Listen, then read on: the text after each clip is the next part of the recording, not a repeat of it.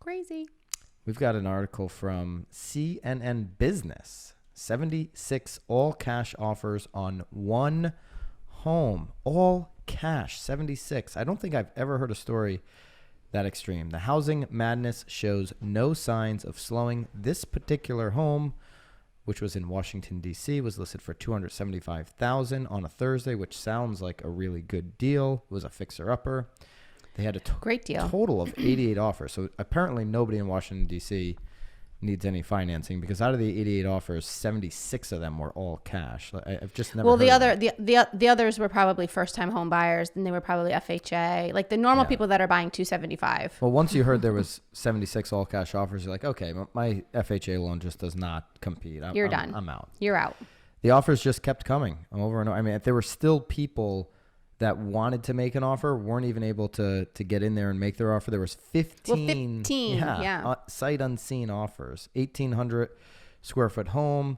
It was a 4-bedroom, and it sold for, get ready, $460,000, a 70% increase from the asking price. Just to be clear, like if you're a consumer listening to this, you know, most agents that are listening right now know this is not the norm. This is an extreme case of what's happening. The norm, though, is that there are, if it's priced in the median price point or below, this is probably below median price point in the Washington, D.C. area, that there is going to be high levels of competition. There's going to be multiple bidders on every single listing. Well, she did mention here that on most of her listings, she still is getting about 15 offers per. Yeah, sorry. You're highly distracted right now. Because you disappeared from my screen for a minute. I'm like a ghost. You are. Yeah. You were taking in offers for a minute there. Because she even mentioned that she's getting close to 15 offers on just a regularly priced house for that area. Yeah. 15 offers. Yeah. So this is a huge jump, 70% above the asking price. They clearly, they wanted this many offers, clearly, because they priced it really well. So that's also really, I wish that she was on this podcast too, because I kind of did she price it purposely that low? Was that strategy? Did she price it based on what she thought was the market price? I mean, again, that's sort of obviously what we're all up against at this point, because if we're looking at comps from 6 months back, it's still, it's such a crazy game we're all playing right now. I mean, I'd say this. If you're a buyer right now getting frustrated, or you're a buyer's agent educating your buyers, you've got to preach some patience right now. You do not want to get 100%. Caught up into the moment. And 5 years from now is a long time. A lot of things change. A lot of people will not even be with the same person they're dating or married to. Wow, we're going there. They won't have the same That's what job. We're starting with? Well, I'm just saying, a lot of things are going to change in 5 years that you don't believe have any chance of happening today. And many people's lives will be different 5 years from now. So if you overpay dramatically on a home, then you need to move in 5 years. That's going to be a mistake. There is such thing as a market value right now. What's happening, even in these pricing bidding wars, there is still a market value. And then there's overpaying because you got emotional, even beyond the current market value. And I worry for those buyers, the buyers that are going to overpay above the 2021 market value and just create a new market for themselves. And then those people need to get out. You're going to have to forget 10 years. You're going to be in my position where 15 years later, you still own the dump. And again, we were 23 years old, 24 years old. It was a highly emotional purchase in 2005. The problem is, though, too, we were stupid because we had a horrible agent, and it's one thing to overpay, but it's another Nicole's thing. Old agent. Well, she's not an agent any longer. She got out when the thing crashed because she was an idiot. So anyway, the biggest problem that we did, though, which again, as buyer's agent, like you're saying, education.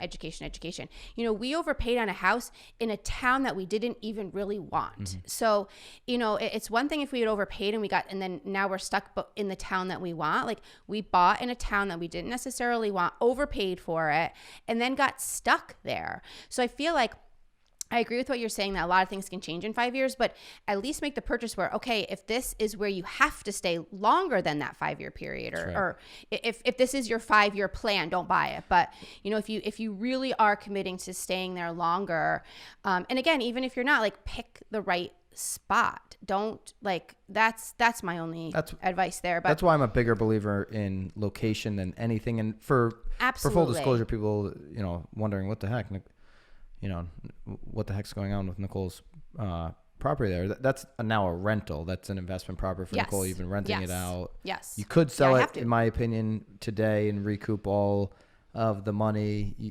We're working on that. Easy now. I got to get my tenants out. Luckily, my tenants are paying, which is a great segue into our next bracket. That is a great segue. But we're not going there yet. We're not done there yet. But that is a great teaser for bracket number 2. Great teaser, yes. I think anybody. But regardless, you're going to be in a serious world of hurt if you get emotional and you feel like, I just need to move out of my apartment. Hey, listen, this is the advice I'm giving to my own sister. My sister's looking for her, for her purchase first now. Home. Yeah, it's right. Yeah, I guess it kind of is her first home. Yeah, her first home for her first purchase. Yeah. Yes. That's correct. And her and her fiance are, getting frustrated and impatient to some degree. The home they just recently put an offer in had 21 offers. They're working with Lee from our team, who's phenomenal.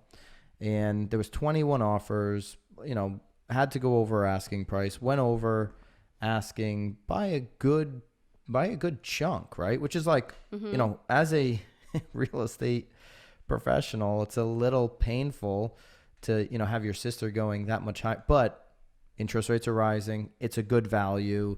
You can't build it for what you're paying for it type of thing. So, there's a lot of variables at play, but at some point you have to say, this is my number. They didn't get it. 100%. You have to do that, where if you lose it, you're okay. Yeah. You lose it and you're okay. The one thing that's hard for buyers and buyer agents that are new in real estate right now, hard to kind of wrap their mind around, is tomorrow there's always new properties on the MLS. There's always going to be new listings tomorrow. Tomorrow's going to bring new inventory. It's always the case. And if you keep saying that to yourself, tomorrow's a new day, there'll be another listing. There's going to be another opportunity. Eventually the perfect one will fall into place. There will not be this much competition forever. So there will be less competition. There will be higher interest rates. Yes, agreed. But with consistent increases in interest rates, prices will stabilize and start to go the other direction. There's going to be a period of time where that is a lagging measure, where prices are still high. I mean, right now I'm starting to feel like, oh boy, if I'm a buyer, like interest rates are high. The home values haven't reflected that yet and started to go down, and there's no inventory. It's almost, I keep saying it, it's the perfect time in our particular market to be a seller. And it's a really dangerous time to be a buyer.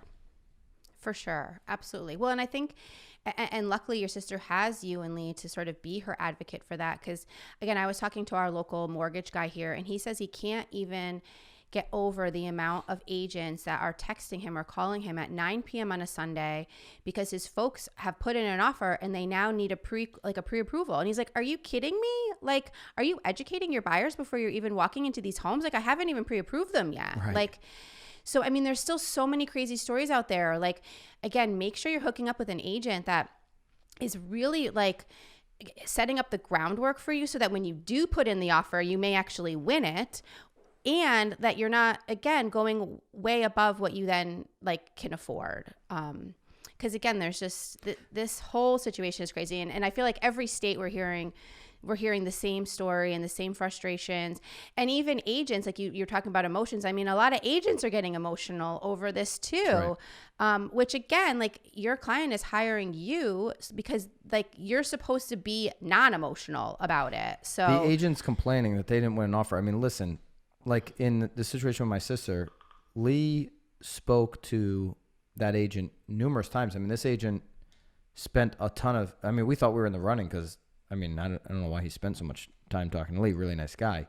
Spent a lot of time talking to Lee about, the situation, what we could do to, kind of really be, ultimately the seller makes the decision, right? But 100%. To be in the best position. And agents are like, getting really upset when their offer doesn't win, and it makes like, listen, when you have 21 options, it's almost, it's like going and playing roulette. Like, I think there's 36 numbers on the roulette wheel. Like, go try to hit your number on the roulette board consistently. it doesn't work out that way. Right. Well, and again, what these agents are not realizing too, and you said, well, hopefully they are like, it's 100% up to the seller. The seller can even tell the agent that they don't want the buyers to know that there's multiple offers. Like, you are owed nothing from these agents if a seller does not want to disclose multiple offers. If they don't want to look at offers for 10 days, they're allowed to.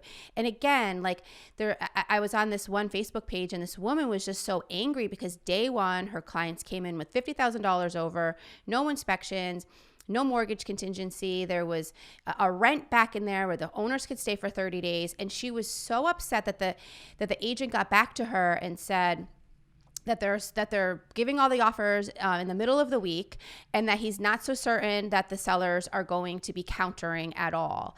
And she was irate on this Facebook page. Like, how dare they? It's so disrespectful. You know, why midweek? Like, isn't it his fiduciary responsibility to give it to him? And like, why wouldn't he counter? And again, a lot of agents below were like, if that's what the seller wants, like, that's what the seller gets. Like, but not to mention, if you know that there's 52 other showings happening, like, of course the seller or the seller's agent is going to try to get as many offers as possible. That's your job. Uh-oh, you're pointing and looking. What? Oh, he muted himself. You're muted. Why are you muted?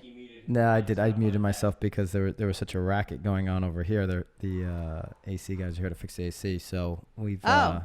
hey, can I get 10 minutes, please? Look at that. Look at that. Mid-podcast, 10-minute request. No, Love listen. it. The moral of the story is you cannot get emotional. You can't let your emotions get the best of you, because that is when you're going to make a huge mistake in this market. Yes. And right. Listen. And have some really angry buyers. Like, again, like you said at the very beginning, set the expectation. Sellers have no fiduciary responsibility to anybody, including their seller's agent. They are the owner of the home. It's their property. It's their money. And do whatever the heck they want. Buyer's agents, buyers, listing agents, you've got to just deal with that. That's the reality. If you wanted the control, then you should have already owned the real estate.